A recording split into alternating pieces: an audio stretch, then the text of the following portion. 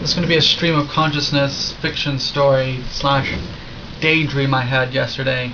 It's going to be based off of a small clip that I'm going to put down there from Justice League. In the clip, Gorilla Grodd tried to lead a mutiny against Lex Luthor within the Secret Society of Villains.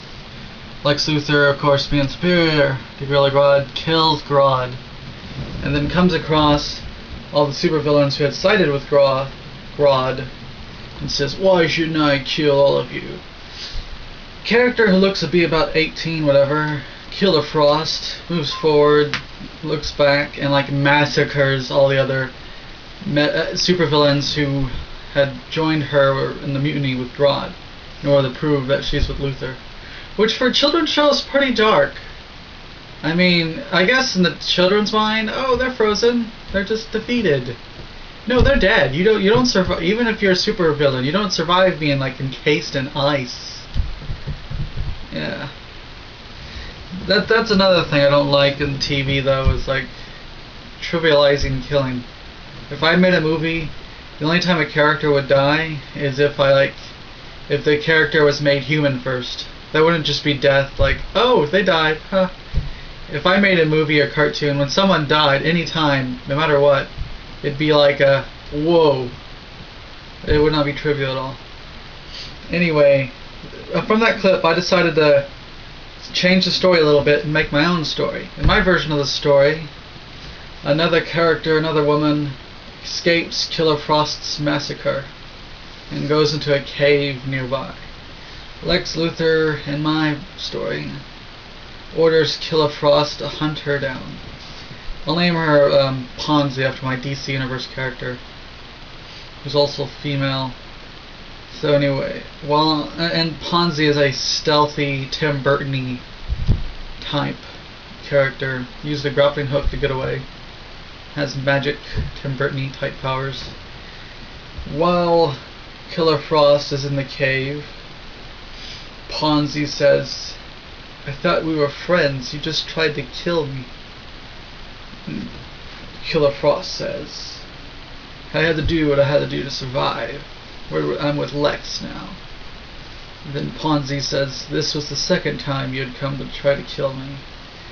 And then Ponzi chloroforms Killer Frost and fakes her death.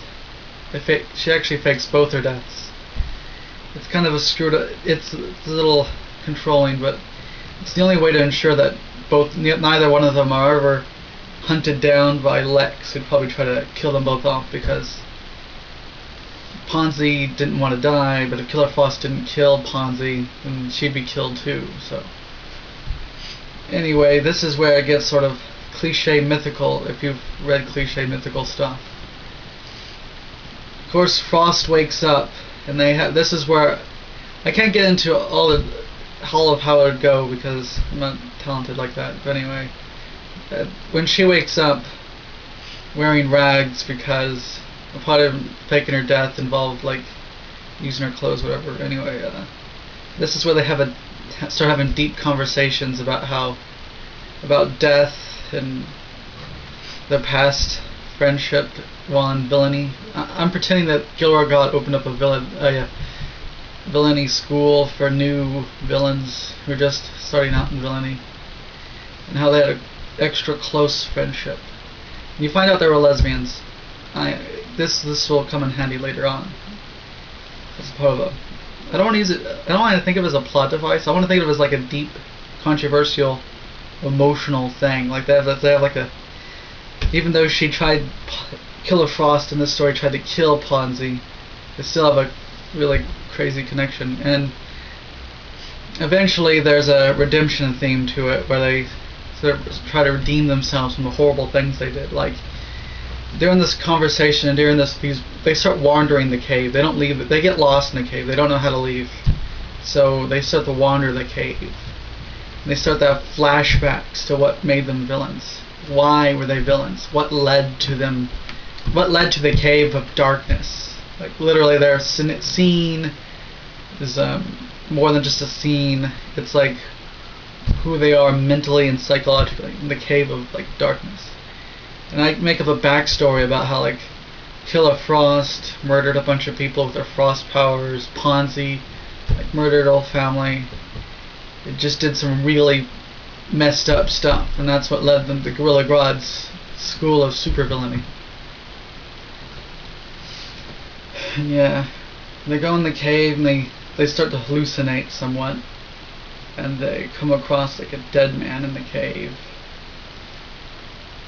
and the dead man questioning them everything, and really the dead man causes a crisis for them during the deep questioning. Ponzi and Killer Frost. They eventually find like a village deep within the cave, and they become members of this village. They even defend the village against attacks, but the villagers are very suspicious of their magic powers, and also Killer Frost and Ponzi keep trying to have this relationship while in the village, and this eventually gets found out, and it turns out that both of them have been persecuted and discriminated against their whole lives, and that's what led them to this being very depressed and dark. So there's a scene where they're about to be burned as witches. They have like a miraculous escape from the Puritan cave village. Even though they saved the Puritans' lives, they were still going to kill them for being lesbians and magic users. Because there's going to be a whole persecution. These two are persecuted. There's going to be a persecution theme throughout the whole thing. They eventually escaped the cave, and they found that, and here's the mythological cliche I was talking about earlier, like in Rip Van Winkle. I think that's the one, Rip Van Winkle, the one where he goes to the forest, leprechauns, comes back, like 80 years has passed.